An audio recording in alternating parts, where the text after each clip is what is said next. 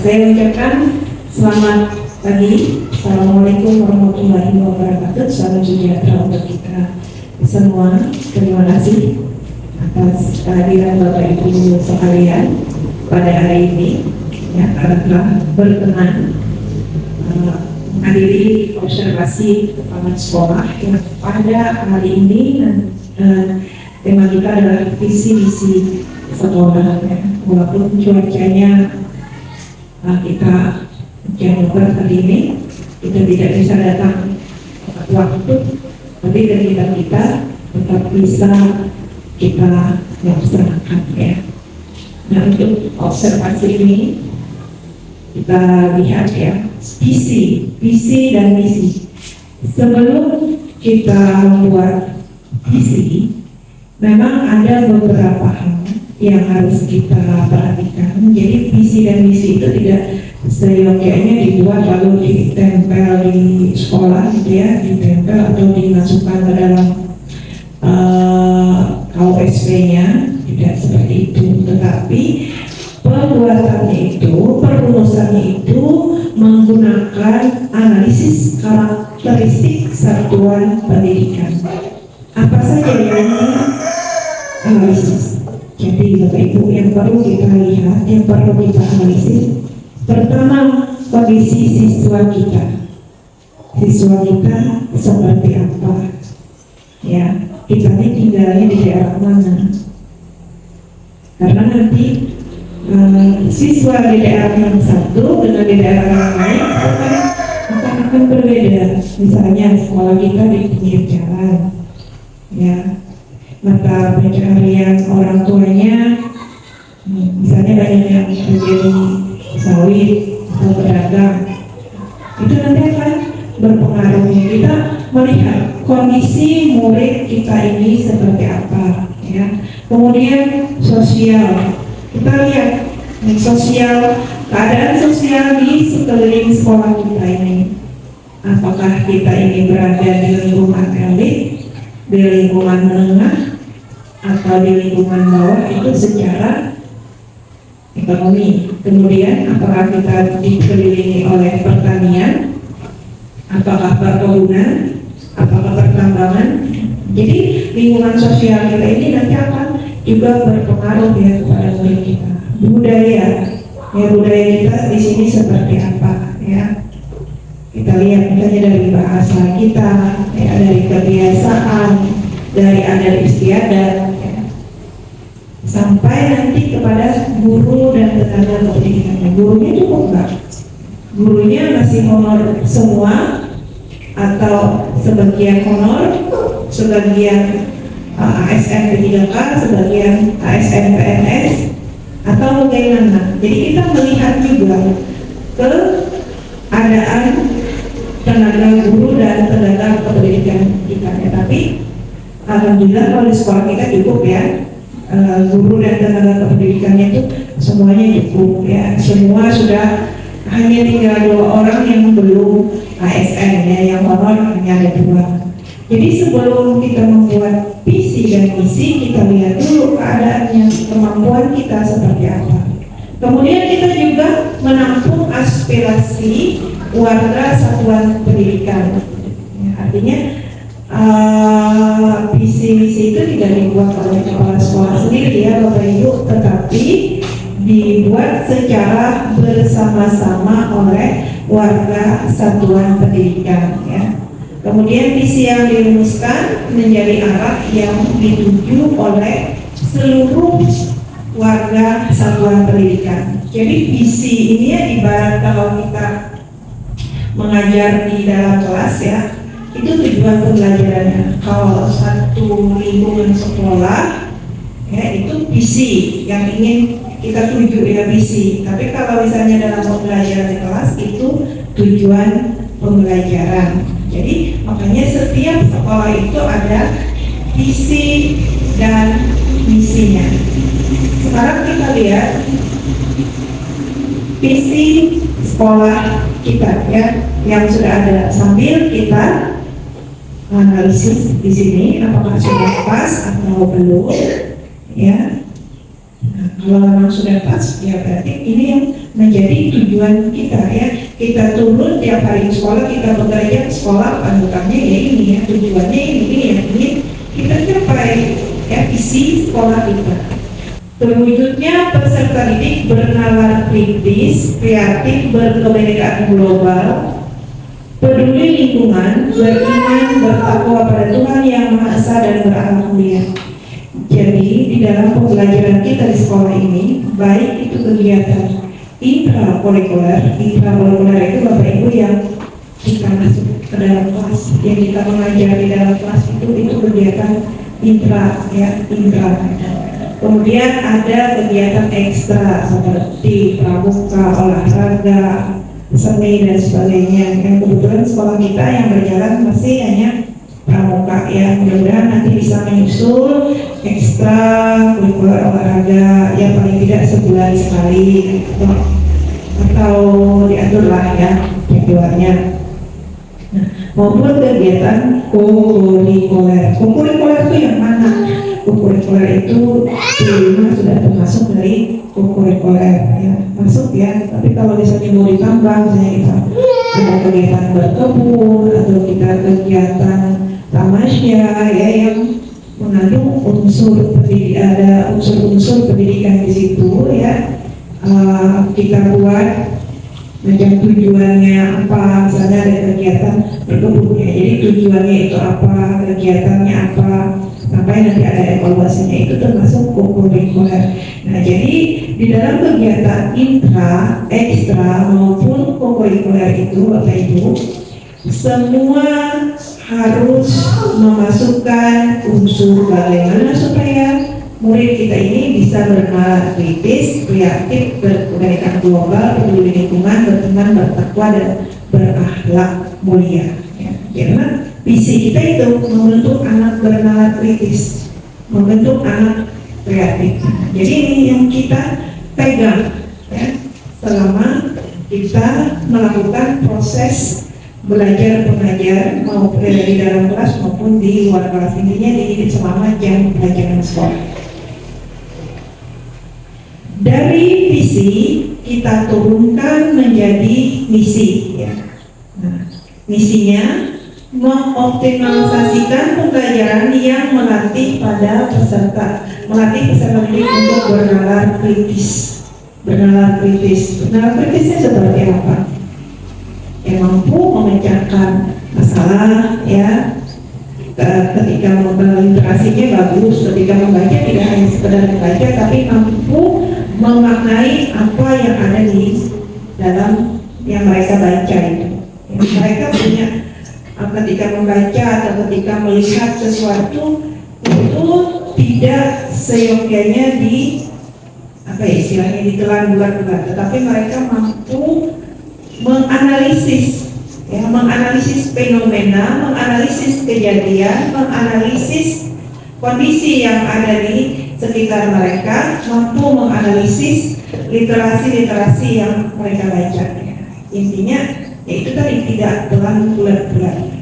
Itu yang kita tanamkan kepada anak-anak. Ketika mendengar saya sebuah berita, mereka mampu bernalar kritis, ini real atau hoax.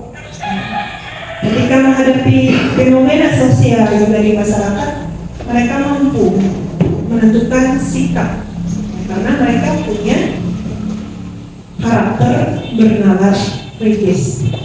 Kemudian juga mengoptimalkan pembelajaran untuk melatih kreativitas peserta didik. Ingat ya, kata kuncinya melatih, karena itu nanti yang dibutuhkan oleh anak-anak itu ya setelah mereka dewasa ya terjun ke masyarakat, yang dibutuhkan itu kreativitas itu. Untuk mengembangkan diri itu yang dibutuhkan itu adalah kreativitas. Mereka tahu peluang untuk hidup itu seperti apa, karena mereka sudah terbiasa memiliki kreativitas. Itu yang perlu kita latih ya, bagaimana memunculkan kreativitas anak itu, bagaimana supaya ide-ide mereka itu bisa terrealisasi ya. Makanya gimana kita caranya itu yang harus kita bungkus di dalam pembelajaran kita. Kemudian misi yang ketiga, menanamkan perilaku yang mempertahankan budaya leluhur, lokalitas dan identitas, serta tetap terbuka dengan budaya lain sesuai dengan kepribadian bangsa Indonesia dan perkembangan zaman. Jadi ini bisa kita salah satunya ya misalnya di pelajaran muatan lokal ya, bahasa daerah ya, bahasa entah itu bahasa Dayaknya atau bahasa Banjarnya kan campur-campur ya. Yang mana kalau daerah dari Kalimantan Tengah misalnya bahasa Dayaknya Dayak yang mana yang mau diangkat, silakan nanti dilihat di dalam muatan lokal, atau kalau ada ide misalnya dalam satu hari harus berbahasa apa gitu ya. Itu dari segi bahasa. Kemudian dari segi misalnya makanan, kalau ada praktek muatan lokal misalnya membuat makanan khas daerah Kalimantan Tengah, apa itu Mandai, Karuang, apa gitu ya, yang khas dari Kalimantan Tengah. Kemudian juga mungkin dari ini kerajinan tangan ya, kerajinan tangan bisa juga anak-anak dilatih untuk membuat kerajinan tangan yang mempunyai ciri khas Kalimantan Tengah, yang ada ornamen-ornamen Dayak gitu ya, entah kayak seperti tameng itu kan ada gambar di tameng gitu, atau gambar-gambar tato yang biasanya yang dipakai untuk menari itu di itu kan, itu juga salah satu budaya-budaya yang harus kita pertahankan ya, tapi sesuai dengan kepribadian bangsa Indonesia ya. Nah, kalau orang Wara judi, nah itu budaya gitu ya, tapi budayanya baik apa buruk gitu ya. Kalau hal-hal yang seperti itu walaupun misalnya dadu apa burak apa itu namanya, nah itu kan itu budaya sebenarnya ya. Kalau sekedar permainan itu tidak apa-apa dilestarikan, tapi kalau sudah menggunakan uang, taruhan dan sebagainya, saya rasa itu tidak sesuai dengan kepribadian bangsa Indonesia, sudah bertentangan dengan Pancasila sila pertama ya. Kemudian mewujudkan lingkungan yang ramah ya, mewujudkan lingkungan yang ramah, aman dan menyenangkan bagi semua warga sekolah. Gimana caranya ya supaya lingkungan yang ramah. Lingkungan yang ramah itu tidak hanya dari tutur perilaku kita selaku pendidik kepada anak-anak, tetapi juga lingkungan yang nyaman, lingkungan yang bersih. Makanya kalau Bapak Ibu ada ide, misalnya kita membuat apa di halaman kita, boleh ya disampaikan idenya. Kalau saya sendiri saya ingin sekali ada pohon-pohon di halaman kita itu ya. Ini salah satu lingkungan yang ramah. Jadi tidak hanya dari tutur kata kita, ya kita sebagai guru juga kita masuk kelas itu menghadapi anak, ya tarik nafas dulu, mindfulness Bapak Ibu ya, menyadari bahwa kita sedang mendidik anak-anak, kita sedang menjalankan profesi kita. Jadi amarahnya itu ditarik nafas terus dibuang ya, karena kita menghadapi anak gitu ya, menghadapi anak. Kita harus ramah ya kepada anak-anak itu, karena dimanapun kita orang dewasa, mereka anak-anak, mereka tidak bisa mengerti, anak-anak tidak bisa mengerti orang dewasa, tapi orang dewasa bisa belajar mengerti ya anak-anak ya. Walaupun kita ada masalah di luar dan sebagainya, datang ke sekolah ya kepala pusing gitu, tapi bagaimana kita menghadapi anak supaya tetap ramah. Kita lakukan mindfulness. Mindfulness itu kita diam dulu sejenak, tarik nafas ya, kita sadari, oh iya sekarang saya sedang menjalankan profesi saya sedang menjalankan kewajiban saya sebagai seorang guru yang profesional ya, karena saya sedang bekerja, saya dibayar untuk itu. Jadi saya harus sebagaimana bisa berperilaku yang menyenangkan dan membuat anak itu aman ya, nyaman gitu di sekolah. Jadi kita mewujudkan lingkungan yang ramah. Selain itu juga di kelas yang mungkin bisa ditambah tanaman ya, biar kelasnya itu terasa tidak gersang, atau di dinding-dindingnya bisa dipajang hasil kerajinan atau hasil karya anak-anaknya seperti ini, seperti di depan ini ya, atau mungkin bisa dibuat itu kemarin ada yang bunga-bunga dari apa sedotan atau apa itu boleh dipajang di kelas ya, karena itu karya hasil karyanya anak-anak. Jadi silakan ditaruh di kelas, mungkin ditata di mana itu kan ada lemari-lemari yang bisa ditata di situ.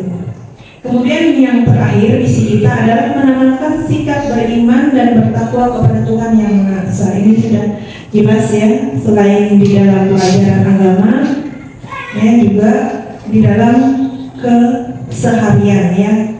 Kita selalu menanamkan perilaku ini kepada anak, tidak mungkin kita tidak. Nah ini tujuan. Kalau tadi visi, misi, lalu turun lagi pada tujuan. Kalau Bapak Ibu di pembelajaran ya ada JP, ada APP, ada tujuan. Kalau di sekolah kita ya, kalau untuk sekolah ada misi, tujuan. Jadi dia nanti dievaluasi. Kalau Bapak Ibu mengevaluasinya ada sumatif, ada formatif di akhir pelajaran atau mungkin di akhir bab ya. Kalau sekolah itu dievaluasi setiap, jangka pendeknya dievaluasi setiap tahun, jangka panjangnya itu 5 tahun sekali ya dievaluasi. Bagaimana apa yang sudah tercapai, apa yang belum tercapai, dan apa kendalanya. Jadi tujuan ini turunan daripada misi, visi, lalu tujuan. Makanya penyiaran sama melaksanakan pembelajaran yang mendukung pengoptimalan karakter bernalar kritis bagi siswa, bagi peserta didik pada kegiatan intrakurikuler, ekstrakurikuler, dan kokurikuler seperti yang saya jelaskan tadi. Jadi sama saja ya. Jadi ini tujuan yang ingin kita capai ya. Cuma nomor 4 itu melaksanakan kegiatan yang melatih peserta didik untuk memiliki daya saing yang tangguh untuk mengikuti perkembangan zaman. Nah ini, di sini kita yang agak kurang ya. Nah ini program kerja SDN Simpang. Nah SDN ketinggalannya Simpang Murudoyo. Kalau benar kritis ya dan kreatif, ya ini sudah sesuai dengan kelima juga. Ini sasaran kinerja guru, artinya kegiatan-kegiatan yang sudah dilaksanakan Bapak Ibu ya. Nanti kita lihat kalau intrakurikulernya, nanti kita lihat waktu observasi. Bagaimana di situ Bapak Ibu memanfaatkan media pembelajaran media pembelajaran itu alat bantu ya, metode dan pendekatan. Jadi nanti ya di ketika Bapak Ibu melaksanakan pembelajaran di kelas itu yang diobservasi maupun tidak diobservasi, menggunakan modul yang berlembar-lembar atau menggunakan perangkat pembelajaran yang selembar atau setengah lembar atau bagaimanapun bentuknya ya. Nah di situ bagaimana Bapak Ibu mengolah pembelajaran itu agar muncul ya kebiasaan anak bernalar kritis atau melatih kreativitas mereka. Contohnya contoh misalnya pelajaran apa ya, IPA misalnya gitu ya, pelajaran IPA. Nah, bagaimana supaya anak bernalar kritis? Bapak Ibu bisa membuat praktek di situ, bisa membuat praktek. Apa prakteknya? Misalnya mengapa air mengalir ke bawah? Misalnya Bapak Ibu buat sebuah yang miring gitu ya, miring kemudian taruh air mengalir ke bawah. Tanya anak-anak, kenapa air mengalir ke bawah? Lihat mereka bagaimana cara mereka. Pasti anak-anak itu punya jawaban, walaupun kadang-kadang jawabannya bagi orang dewasa tidak masuk akal gitu ya. Tapi itulah cara kita melatih mereka bernalar kritis. Biarkan mereka mengembangkan nalar mereka. Nah, setelah itu nanti baru kita berikan penjelasan kepada anak. Ya, seperti ini sesuai dengan panduan atau teori-teori yang ada di buku. Ya, itu cara melatih anak bernalar kritis ya. Kemudian mempertahankan budaya luhur, ini salah satunya di pelajaran lokal, yaitu yang dititik beratkan. Tapi dalam perilaku, dalam kehidupan sehari-hari, juga dalam pergaulan sehari-hari juga banyak ya yang bisa kita lakukan dalam mempertahankan budaya-budaya lokal kita ya. Misalnya ya, bahasa daerah ya tadi ya. Walaupun kita menggunakan bahasa Indonesia, tapi kita juga tidak melupakan bahasa daerah. Ini juga mempertahankan budaya luhur. Kalau semua orang nanti berbahasa Indonesia, akan hilang, akan punah bahasa daerah. Ya, atau setiap sebelum pulang, misalnya kalau masuk kan pagi, Bapak Ibu menyanyikan lagu kebangsaan. Sebelum pulang bisa lagu daerah, ya, lagu Dayak banyak. Bisa seperti itu. Kemudian perkembangan zaman. Nah, perkembangan zaman ini ya masih kita agak sedikit berkendala. Pertama, kendalanya adalah fasilitas ya, alat di sekolah kita. Yang ini yang tapi bukan menjadi alasan. Bapak Ibu kan punya handphone, punya HP, walaupun diri saya tidak punya laptop, masih punya handphone, punya smartphone, punya Android, atau ada yang punya iPhone. Coba Bapak Ibu, coba tolong dimaksimalkan pemanfaatannya ya. Kenapa sekarang ya setiap ada hal-hal yang misalnya harus diisi seperti mengisi pajak, apalagi back-end rumah pendidikan, pengelolaan kinerja, kinerja, MyASN. Saya selalu menekankan Bapak Ibu untuk mengerjakan masing-masing. Untuk mengerjakan masing-masing boleh, tanya teman boleh. Tapi saya selalu menekankan untuk mengerjakan masing-masing. Itu saya punya tujuan Bapak Ibu. Itu ada tujuannya.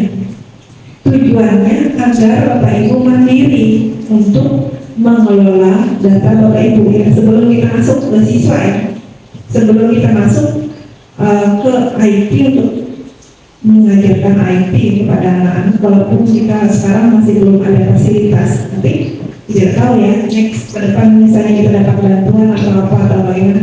Sekarang benahi dulu kita masing-masing ya. IT setiap hari berkembang ya. Ini mereka yang dari SMP sedang pelatihan apa itu kemarin, education future yang berbasis AI ya. Mereka sedang pelajari itu. Kalau SD saya lihat belum. Jadi hari ke hari ya, semakin ke sini itu semakin berkembang ya, semakin berkembang. AI, ChatGPT dan sebagainya. Bapak Ibu kalau mau bikin soal dengan Pak Ibu bikin soal dapat kita pakai AI, pakai GPT. Ya betul, pakai buat modul juga silakan Bapak Ibu gunakan itu ya, banyak aplikasinya, ada yang gratis, ada yang berbayar. Silakan suruh AI bikinkan saya modul kelas 5 untuk mata pelajaran ini. Biar dia gitu. Nanti kita tinggal merubah di bagian isi atau di bagian tujuan yang tidak sesuai atau di bagian evaluasi ya. Manfaatkan, bikin soal, bikinkan soal ini. Tapi nanti disesuaikan lagi dengan tujuan pembelajaran Bapak Ibu ya, yang mana bisa diambil yang tidak ditinggalkan ya. Jadi itu ya, makanya saya menekankan karena Bapak Ibu ini semua masih lama ya, termasuk ibu kita yang senior Ibu juga masih lama, masih 5 tahun itu lama ya.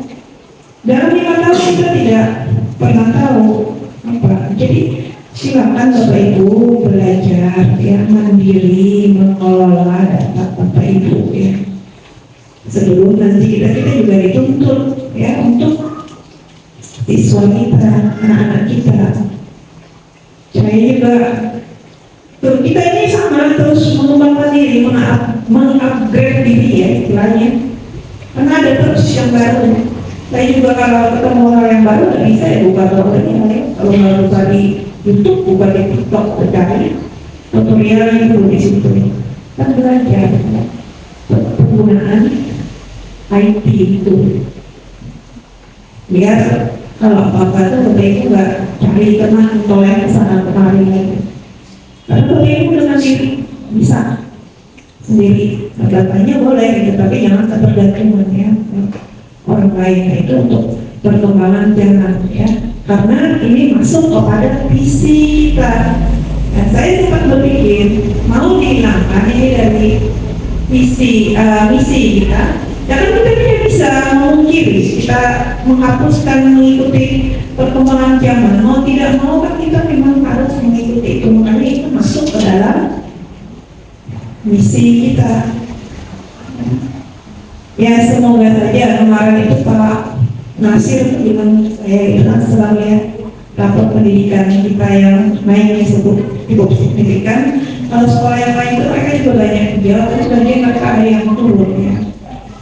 Katanya Bapak Ibu bisa dapat ini katanya bos afirmasi katanya. Ya saya bilang amin, saya bilang gitu ya.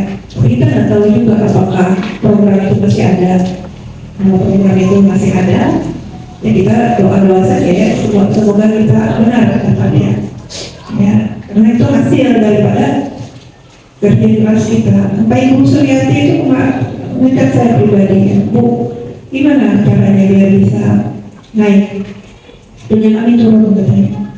Yang saya bilang, ya anak-anak kemarin itu ya anak-anak cuma didampingi aja 2 ya waktu simulasi sama gladinya. Saya bilang sama kami berikan beberapa soal ya latihan. Nah itu saja saya bilang. Cuma punya kita itu kemarin itu di karakter yang malah agak rendah nilainya. Dia naik, tapi naiknya itu tidak setinggi literasi dan numerasi yang di bagian karakternya, karena itu memang kita kurang tersentuh ya anak-anak. Bahkan itu kan kalau Bapak Ibu lihat itu di posternya itu yang perlu ditingkatkan adalah mengenai toleransi ya. Padahal saya pikir toleransi beragama dan kita cukup bagus ya di sekolah ini, tidak ada masalah, tetapi justru catatannya itu meningkatkan toleransi beragama gitu ya. Mungkin itu dari jawaban anak-anak ada yang melenceng gitu ya, karena ya itu tadi mereka belum terlalu fase dalam bernalar kritis. Jadi apa yang mereka baca, ya pemahaman mereka dangkal ya. Kelihatannya seperti itu. Ya, jadi terbagainya sekolah kita ini untuk toleransi beragama itu masih kurang. Walaupun angkanya baik ya, tapi angkanya itu baik, tapi dia lebih rendah daripada yang lain.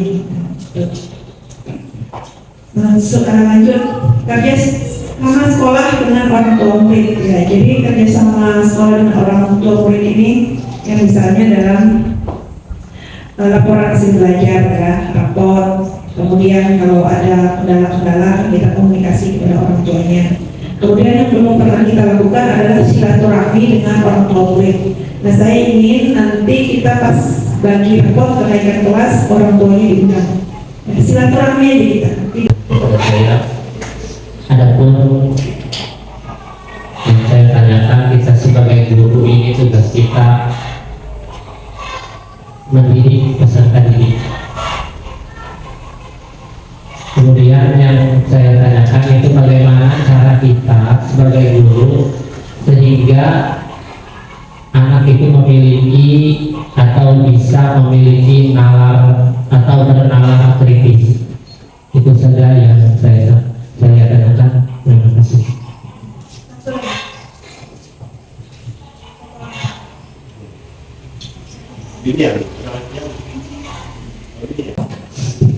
Bagaimana intinya ya pertanyaan Pak Ibu itu bagaimana supaya anak itu bernalar kritis? Jawabannya dimengerti. Cuma pertanyaannya lagi bagaimana cara kita melatihnya? Ya kebiasaannya. Jadi makanya itu kita masuk gitu ya mengajar, kita harus tahu dulu kondisi siswa kita. Nah, sebelum kita membuat tujuan pembelajaran, kita harus tahu dulu kondisi siswa kita itu seperti apa. Bagaimana cara kita mengetahui kondisi siswa kita? Dengan pengamatan atau observasi, ya kita amati itu anak-anak tuh ada 6-7 itu, kita lihat dulu, dan kita ketemu, kita amati, kita tahu bagaimana perilakunya, bagaimana sikapnya, bagaimana latar belakangnya yang kita tahu dari pengamatan. Kemudian kita lihat bisa dari nilai rapotnya. Kalau dia kelas 1 lihat nilainya di TK ya. Kalau dia kelas 2 lihat nilainya di kelas 1 kalau nilai raportnya. Kemudian juga bisa juga dari hasil yang pretestnya ya, atau apa ya istilahnya itu yang asesmen awal, dari asesmen awal. Nah dari situ kita sudah melihat nih kondisi anak ini seperti apa. Oh misalnya dia tidak lancar membaca, tapi dia suka berhitung, anaknya kelihatan introvert. Kita sudah melihat kan anak ini introvert, anak ini tidak lancar membaca, tapi dia suka misalnya berhitung. Nah di situ kita bisa memberikan strategi. Nah berarti cocoknya anak ini seperti apa? Walaupun misalnya kita masuk di dalam kelas ya, kita masuk ke kelas, kita menggunakan satu pendekatan, ya, satu metode. Kita tidak fokus kepada diferensiasi, tapi kan siswa kita tidak terlalu banyak, kita hafal aja, paham aja sudah. Ya, anak ini introvert, tapi dia juga tidak lancar membaca, dia pintar berhitung.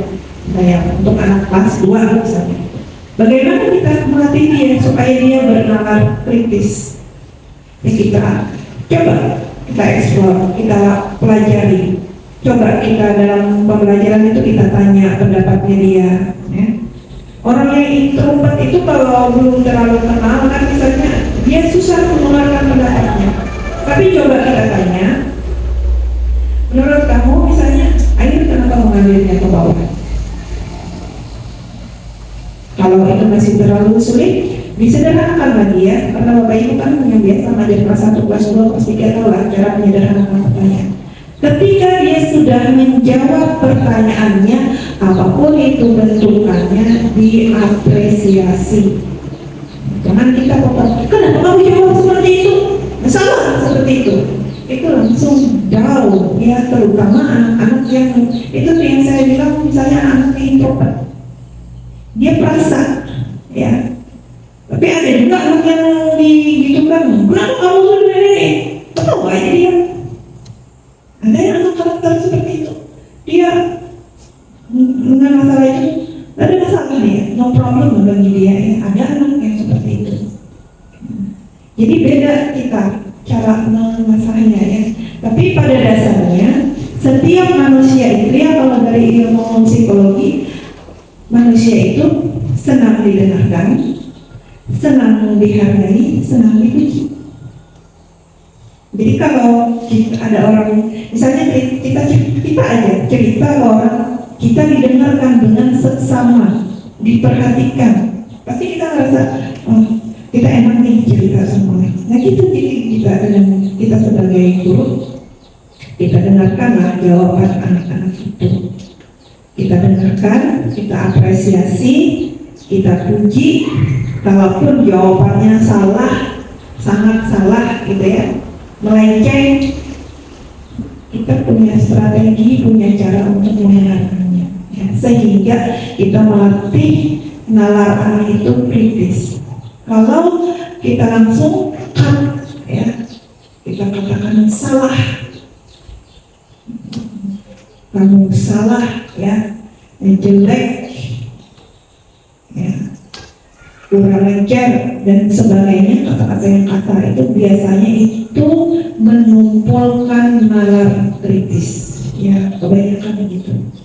Coba ya ingat waktu kita kecil, apa yang membuat kita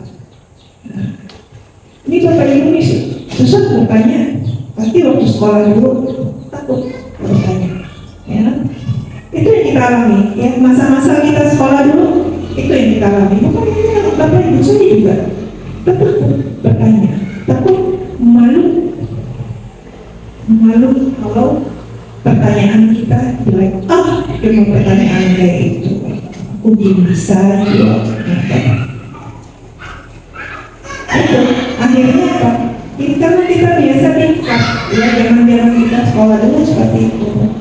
Itu yang mau dihilangkan ya, atau mau diminimalisir ya.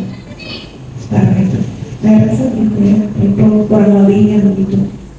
Ya, tapi dicobain dulu kalau ya, ibaratnya itu ya kita masuk ke kelas itu, kita ini 11-12 dengan dokter. Kalau dokter kan sakitnya batuk, demam, meriang, ya coba dulu ya, ini kita kasih resep obat. Kalau nanti memang masih, itu balik lagi ke sini. Itu juga kita di kelas, kita coba satu metode, ternyata nggak ampuh, berarti kita coba metode lain. Sama ya, berarti obat itu gua masih kurang pas. Dokter itu kan dia ngasih obat itu, kalau kita belum pemeriksaan lab, kayak cuma kita datang ini, dia pasti kan lihat riwayat penyakit kita, karena kita punya kartu obat. Dia akan lihat riwayat penyakit kita, kemudian dia tanya gejala-gejala, baru dia resep obat. Ya, padahal kita ada cek lab gitu kan. Itu juga kan masih, ya walaupun mereka menggunakan ilmu, tapi itu kan masih kira-kira gitu. Sama dengan kita kan, kita juga menggunakan ilmu, melihat siswa itu kita sudah tahu seperti ini, berarti risetnya seperti ini. Kalau belum pas, berarti kita ubah lagi, kira-kira bagaimana ya. Jadi pandai-pandainya kita ya, pandai-pandainya kita, makanya kita sebagai guru harus mengupgrade diri kita terus, entah itu pada metode-metode pembelajaran baru ataupun kepada pendekatan-pendekatan pembelajaran yang baru. Tapi kalau saya pribadi, saya lebih suka dengan pengajaran ya, pendekatan pengajaran atau media-media pembelajaran yang sederhana saja. Ya, kalau saya pribadi mungkin karena beda sih ya dengan anak-anak sekarang. Saya pusing kalau terlalu banyak yang metode-metode itu. Saya dijelaskan di papan tulis saja, ya, itu sudah menurut saya, asal si gurunya itu mampu menjelaskan, sudah nyaman bagi saya daripada terlalu banyak permainan ya, permainan gel-gel apa gitu ya. Itu tapi ya itu tadi kembali lagi, cara belajar orang kan beda-beda ya. Kalau anak-anak sekarang mungkin suka dengan cara-cara belajar seperti itu, tapi kalau yang generasi seperti saya, seangkatan bapak ibu, kata bapak ibu ya, yang pakai speaking atau apa itu, saya pusing. Makanya hampir setiap kegiatan, walaupun misalnya saya memberikan materi, saya tidak pernah kasih speaking, tapi ada teman yang suka sekali dengan speaking. Kalau saya memberikan speaking, saya tidak suka, saya ikut speaking, saya tidak suka. Nah, karena cara orang itu kan beda-beda, tapi kalau ada yang suka, nggak apa-apa, silakan ya, itu masing-masing ya. Ya, mungkin karena memang secara pribadi, secara karakter anggap lebih serius gitu ya daripada itu ya. Jadi dari beda-beda ya setiap orang. Jadi bapak ibu melakukan juga siswa murid-murid bapak ibu disesuaikan sebisanya lah, disesuaikan dengan karakter mereka. Saya rasa itu. Silakan yang lain. Udah nih kalau ada.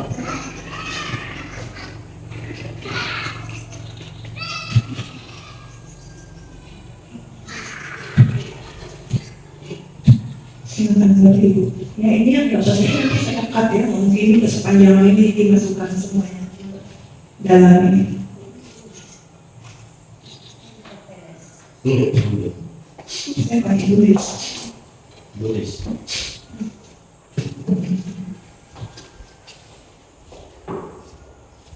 Terima kasih atas kesempatan yang diberikan. Saya Suaranya masuk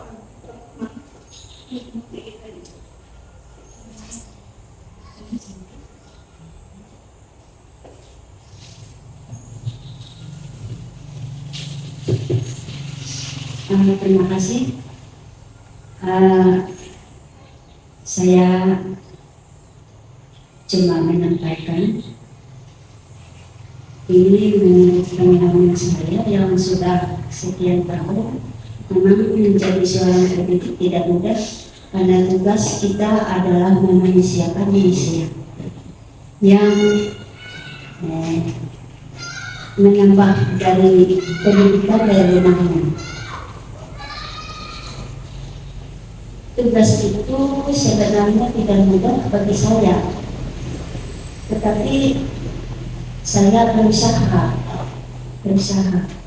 dengan cara saya. Apalagi banyak menemukan murid-murid yang sulit sama sekali. Menurut saya, kalau yang anak-anak yang kurang sebenarnya tapi cerdas, seperti si Repan, si siapa dulu murid saya yang seperti itu, orangnya cerdas, tetapi sulit kita memahami pembicaraannya. Jadi kalau menghadapi anak yang seperti itu, bagi saya tidak ada kesulitan sebenarnya.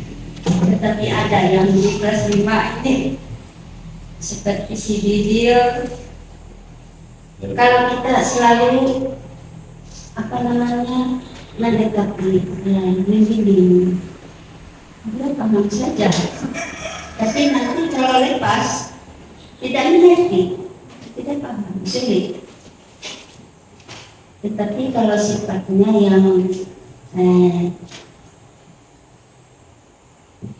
sifatnya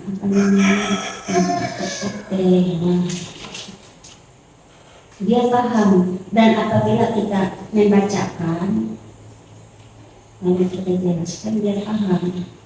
Tapi kalau dia sendiri, dia tidak mengerti. Kalau didampingi dia paham, tetapi ketika menjelaskan di depan lalu dia mengerjakan, tidak, sulit pahamnya. Gitu. Tetapi dari saya tetap berusaha untuk kami murid. Nah, itu kalau saya. Dan yang lainnya, kalau kesenian, kalau menyanyi, ada yang suka, ada yang enggak. Kalau untuk video si Angel itu suka menyanyi, dia sampai berjam-jam menyanyi, suka. Yang lainnya diam, kalau menyanyi diam. Itu untuk kesenian. Hobinya mereka itu bentuknya model Oscar,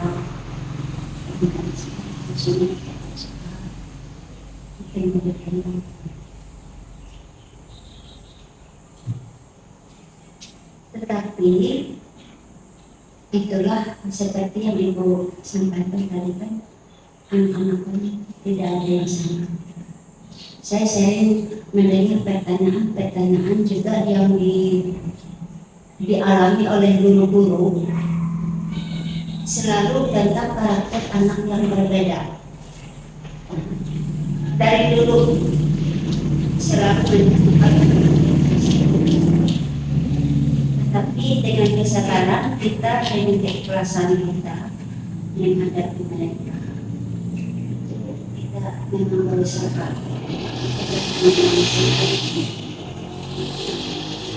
dengan kesabaran. Cuma karena batasnya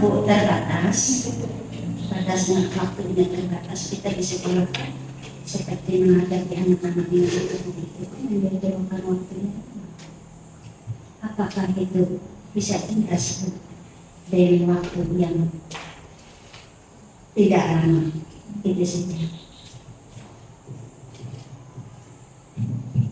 Ya, terima kasih Ibu atas tanggapan dan pertanyaannya.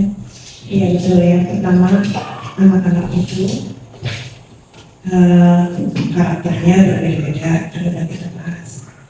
Yang kedua, ya, karena karakter anak itu berbeda, jadi kadang-kadang kita itu menaruh sebuah ekspektasi atau harapan. Biasanya kita itu menaruh ekspektasi atau harapan itu sesuai dengan kriteria kita, ya. Nah, sementara anak itu kan bukan diri kita, di luar diri kita.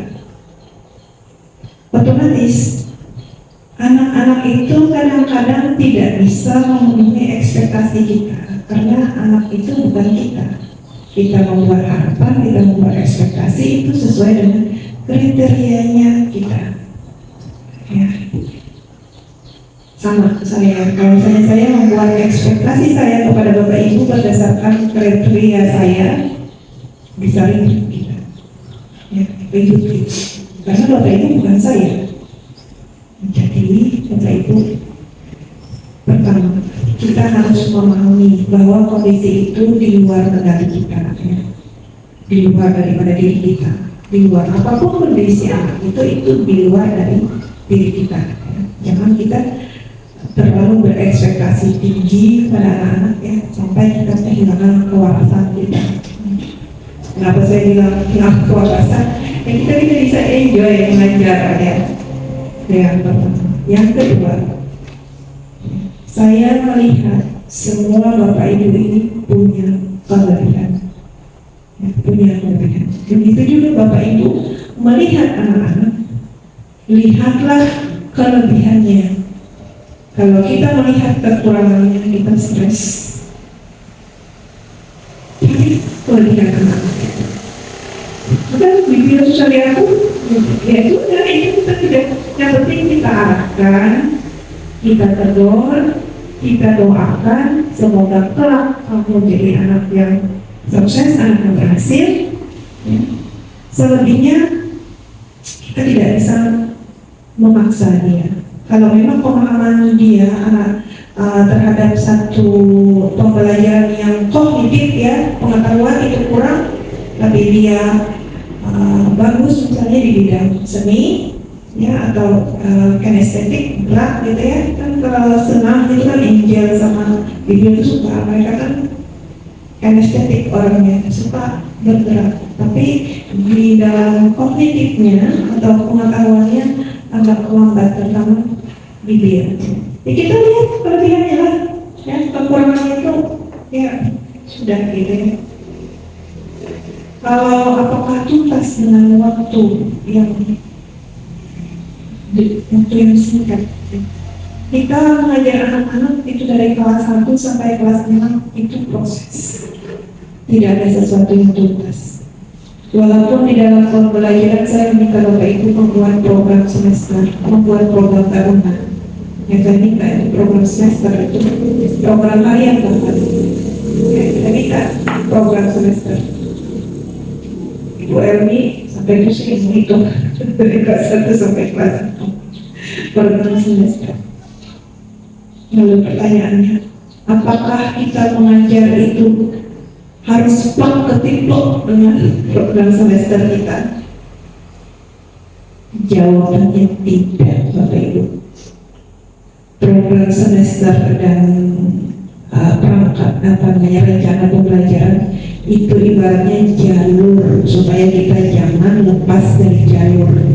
Ketika kita membuat tujuan, di akhir kita bisa mengevaluasi, ya. Tapi bagaimana kalau tidak tuntas? Kalau tidak tuntas, kita evaluasi penyebabnya apa, tantangannya apa, sebagai bahan kita memperbaiki ke depan, ya, memperbaiki ke depan. Bukan Bapak Ibu saja, program saya pun sudah yang kelas sekolah saya melihat 1 tahun ke depan ini, saya akan melihat progresnya seperti apa. Nah, kenapa cuma bisa sampai segini? Kenapa ini belum bisa tercapai? Ya, kita carikan nanti solusinya sama, ya, Bapak Ibu di kelas. Ya, jadi kita tidak bisa terlalu memusingkan ini kenapa tidak bisa, ini kenapa belum tercapai. Lebih fokus kepada ini kelebihannya ini kelebihannya ini yang bisa dimanfaatkan ini. Karena kita berbasis aset. Ya, aset itu bukan cuma dana, ya, bukan hanya berbentuk materi, ya, yang namanya aset itu Bapak Ibu. Kalau di sekolah ini kemampuan Bapak Ibu itu juga satu aset sumber daya ya, semuanya punya potensi, ya, punya aset.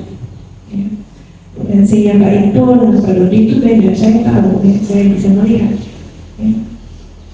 Ya, saya tidak akan menyuruh Pak meminta Pak Dodi untuk membuat misalnya menyusun kurikulum. Ya. Saya tidak akan meminta Pak Dodi untuk menyusun kurikulum. Bisa lama terus selesainya.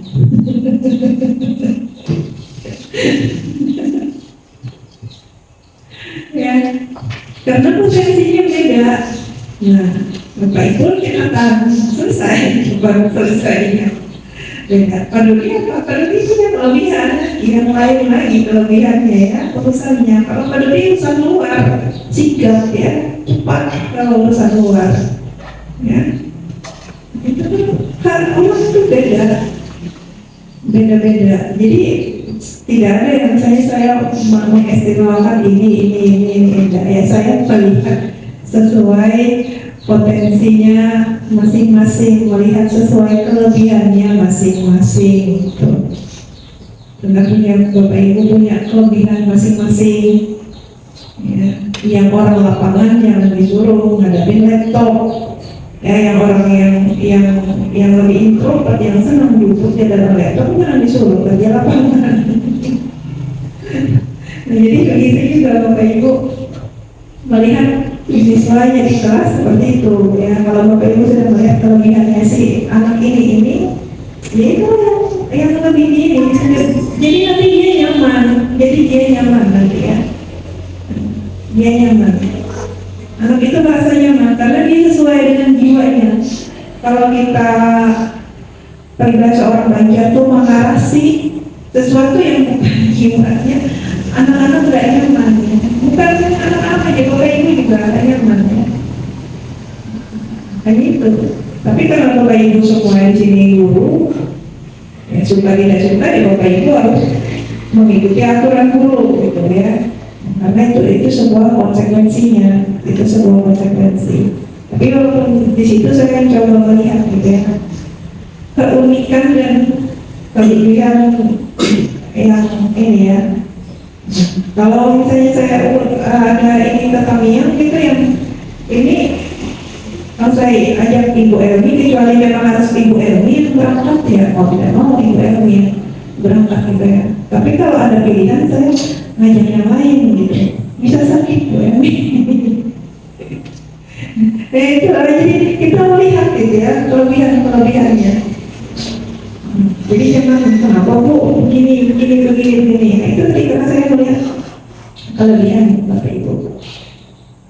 Kalau sudah urusan masyarakat sekitar di sini, saya tanyanya pada Ibu Dis ya.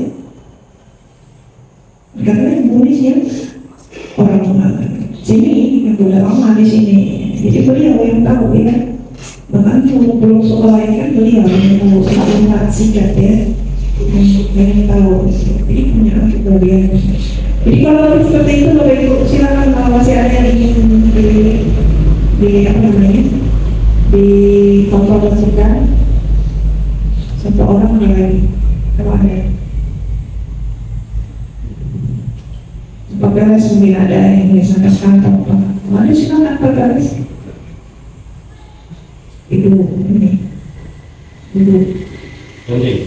Gading atau Ibu Pris boleh ya.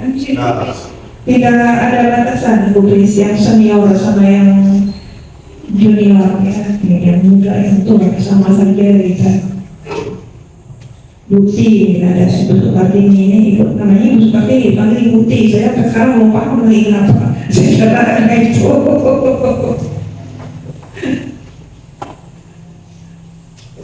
Nah, itu kalau masih ada, kalau tidak ada ya kita tutup. Ini tidak semua nanti saya masukkan, saya potong-potong juga ya. Di situ kita lihat nanti entah 10 menit atau 15 menit yang diambil itu.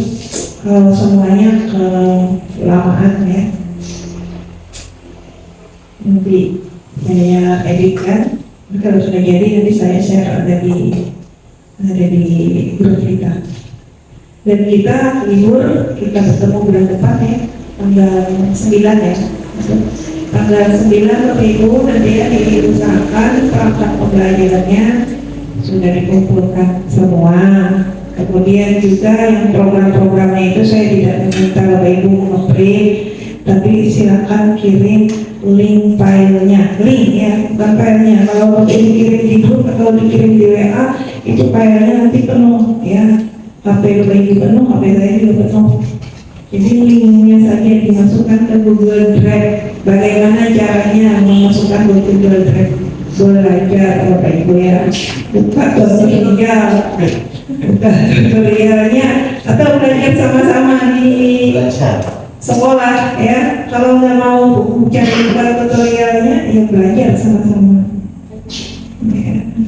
Kemarin itu paling boleh bikin soal di saya ini bisik-bisik dengan Pak Bukan. Kenapa saya bilang harus repot begini?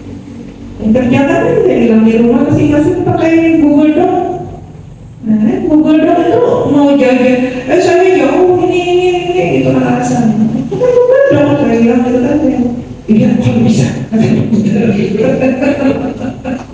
Itu ada Bapak Ibu, itu kita belajar pemanfaatan ini ya. Itu supaya kita gampang, jadi kita berada di manapun kita bisa mengerjakan pekerjaan kita. Ya. Jadi kita nggak repot seperti ya. Nanti dimasukkan ke Google Drive dan itu nanti menjadi lampiran KOSP kita. Jadi saya minta tuh bukan habis itu ya sudah saya tumpuk di situ aja hari ini enggak. Itu masuk nanti kita jadikan satu. Mungkin nanti saya minta bantu juga dengan Ibu Krista atau Ibu Ani. Nanti saya akan sibuk ya teman-teman. Nanti kita menyusunnya itu karena ini banyak mata pelajarannya dari kelas 1 sampai kelas 2. Itu jadi lampiran KOSP kita. Bapak Ibu kita kerjakan tahun ini. Ya biar tahun depan itu kita nggak repot lagi. Mungkin akreditasi kita kan habis di tahun 2026. Saya belum paham apakah kita langsung akreditasi di 2026 atau 2027. Yang jelas dokumen kita ya khususnya perangkat pembelajaran itu kita rampungkan tahun ini. Jadi untuk yang modul atau RPP dan semua perangkat-perangkat itu nanti sekitar bulan 10 Bapak Ibu kumpulkan. Ya bulan 10-an aja lah, nanti kan bulan 12 akhir tahun itu kan sudah harus saya kumpul semuanya. Nah ini kumpulnya ke tim loh Bapak Ibu, yang kemarin itu cuma dikumpulkan di situ, di ini ya, dia namanya di aplikasi itu. Ini juga diminta oleh mereka ini, tim ini ya dari tim pengawas itu. Nah yang mintanya itu Pak Jumakir kemarin, saya itu dimasukkan ke dalam grup ya. Di dalam grup yang isinya itu pengawas dan kepala sekolah. Pengawas itu ya pengawas sekolah yang harus datang ke sekolah mau observasi saya nggak ngecek juga ada berapa pengawas itu. Nanti biasanya yang share yang minta ini itu yang memberikan link itu Pak Jumakir ya. Jadi nanti kita juga setoran ke situ. Ya, saya nggak tahu kalau sekolah lain kayak apa modelnya mereka, yang penting kan punya kita. Jadi waktunya masih panjang ya, pelan-pelan Bapak Ibu ya dibuat yang program-programnya itu. Walaupun Bapak Ibu download, tetap harus dicek lagi kebenarannya. Ya kalau dicek secara random ya, itu ketahuan Bapak Ibu ya, ketahuan aja. Apalagi kalau yang memeriksanya memang berpengalaman mengajar ya, berpengalaman juga jadi guru. Sebelumnya dia guru dan sebelumnya dia memang aktif bisa mengerjakan, itu bisa mengeceknya. Nah, kecuali misalnya pengawas-pengawas yang memang tidak berkompeten, mereka tidak paham, mereka nggak bisa ngecek. Tapi kalau yang paham itu bisa ngecek ya, walaupun random ya.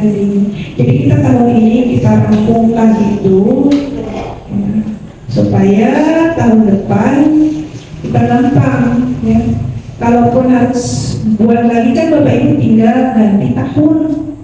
Ini tahun 2005 ganti tahun 2026 ya. Jadi kita nggak kepepetnya untuk pencariannya ya kemana. Jadi itu ya, jadi kenapa saya minta belajar juga Google Drive, bukan di situ Google Doc, ya. Google itu kan nanti di-share linknya ke saya, ya dibuka dulu. Tapi intinya filenya dulu lah disiapkan semuanya. Kalau sudah siap nanti kalau Bapak Ibu mau kita seperti ini nanti sama-samaan di layar tampilkan. Bapak Ibu ikuti langkah-langkahnya. Dulu Bapak Ibu yang sampai jauh ketinggalan dari anak-anak, ya. Walaupun kita di desa ininya juga kita terlalu tertinggal dengan guru-guru di kota, gitu ya. Kalau soal sekolah kanan kiri, oh sekolah kami seperti ini sekolahnya, mau urusan ya sekolah orang, yang penting sekolah kita ya berjalan.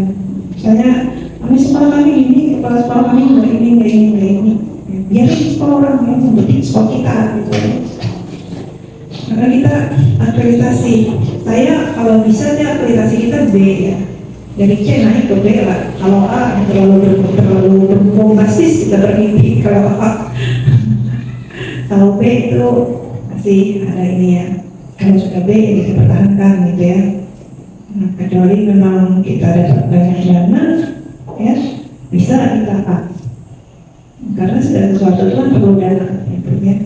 Ini saya minta itu ya. Tapi untuk yang hari observasi itu tanggal 9 semua dikumpulkan. Kemudian saya lihat itu tanggal 10 itu saya K3S. Kemudian minggu depannya itu bukan hari Kamis, libur ya, hari Kamis ya. Jumat libur ya. Tapi jadwal itu Rabu ya, atau Pak suruh surat tulis ya. Nggak tahu lah. Kalau nggak Rabu, Kamis itu Rabu tuh jadwalnya yang saya share di grup itu. Tapi nanti Bapak Ibu, kalaupun misalnya ketabrak dengan waktu K3S, kita ambil waktu lain walaupun bukan mata pelajarannya itu hari itu gitu ya. Misalnya agama, misalnya URM harusnya hari Jumat gitu. Nah, hari Senin tidak ada gitu jadwalnya. Ya udah kita pakai, pinjam dulu gitu ya jamnya itu hari Senin. Yang penting bulan April itu observasi kita secepatnya terlaksana karena kita udah keluar punya orang tuh sebagian sudah ya, tapi sebagian ada juga ya belum ya. Karena saya memang memberikan waktu agak panjang untuk Bapak Ibu karena saya ingin nanti Bapak Ibu menampilkan yang terbaik ya, versi Bapak Ibu harus yang terbaik kan tampil dulu. Intinya tampil aja dulu. Ada juga yang ngeluhkan, guru-guru kalau lagi tampil observasi pulang sudah ngajar yang hari biasa aja. Ada yang ke sekolah ngomel seperti itu dan mati saja. Ya paling tidak dulu waktu tampil lah bagus gitu kan, setidaknya berarti si guru ini sebenarnya dia bisa gitu kan, mampu sebenarnya gitu. Tapi yang mungkin untuk pembelajaran hari-hari itu ada kendalanya. Ya kendala misalnya membuat medianya, ya buat media itu pakai duit Bapak Ibu. Saya bilang nggak pakai duit ya buat media itu pasti itu pakai duit. Kalau buat media membuat media itu paling nggak beli lem sama gunting, kertas ya. Kalau ada dari sekolah ya syukur ya bisa itu. Tapi media itu pakai biaya, makanya kita nggak terlalu menekan ya. Ya kecuali sekolah memang mampu menyediakan, saya berpikir atau sekolah mampu menyediakan semuanya seperti sekolah-sekolah yang internasional ini yang bayarnya puluhan juta itu kan, ya memang itu ya bisa lah setiap kali masuk ya media yang macam-macam gitu kan. Ya, kita bersandar di dana bos yang ngap-ngap ya dananya. Jadi ya Bapak Ibu mampu tampil waktu observasi itu maksimal itu ya sudah terbaik ya, itu sudah luar biasa gitu. Kalau untuk pembelajaran selanjutnya itu mengikuti ya, kalau memang bisa bagus, kalau belum yang belum bisa membuat media kan ya nggak apa-apa ya, pakai aja apa yang ada yang belum yang jelas, artinya Bapak Ibu sudah mampu untuk mengajar gitu ya, bagus sudah mengajarnya, hanya saja banyak kendala-kendalanya itu aja. Ya, Bapak Ibu. Ada pertanyaan dulu mengenai observasi atau bagaimana? Nanti observasi saya masuk ya ke dalam. Saya menggunakan lembar observasi yang saya print dari yang dari pengelolaan kerja itu saya rasa tampilan di punya Bapak Ibu juga ada ya tampilan itu. Tampilannya itu ada itu. Rasanya ada juga tampilannya ya. Kalau tapi kemarin itu ada saya share di grup. Jadi Bapak Ibu silakan lihat cara observasi. Jadi Bapak Ibu sudah tahu nanti saya mengambil fokusnya ini gitu. Berarti saya nanti di observasinya ini. Bapak Ibu pasti sudah tahu ya. Itu di grup tuh lihat aja. Jadi nanti disiapkan. Nah, sudah diancam-ancam berarti yang harus saya penuhi ini yang tidak boleh ini. Nah, saya sampaikan dulu ini kenapa supaya Bapak Ibu bagus itu mengajarnya. Ya, karena saya membagi dulu ya Bapak Ibu nggak tahu ya memang melihat yang mengajar dari zaman saya di SMP dulu kan, saya juga lama dulu di MDMP karena juga bantu mengobservasi itu sekolah. Tapi ya saya juga tidak bisa berkomentar apa-apa, hanya sekedar membantu aja karena saya nggak punya wewenang ya itu waktu itu. Nah sekarang saya punya kesempatan, jadi saya ingin Bapak Ibu ya menjadi guru-guru yang benar-benar profesional gitu ya, Bapak guru-guru yang mudah dalam membuat dan mengelola pembelajarannya supaya Bapak Ibu benar-benar bisa mengelola pembelajaran Bapak Ibu ya. Itu aja Bapak Ibu, saya sudahi dengan mengucapkan selamat pagi, assalamualaikum warahmatullahi wabarakatuh.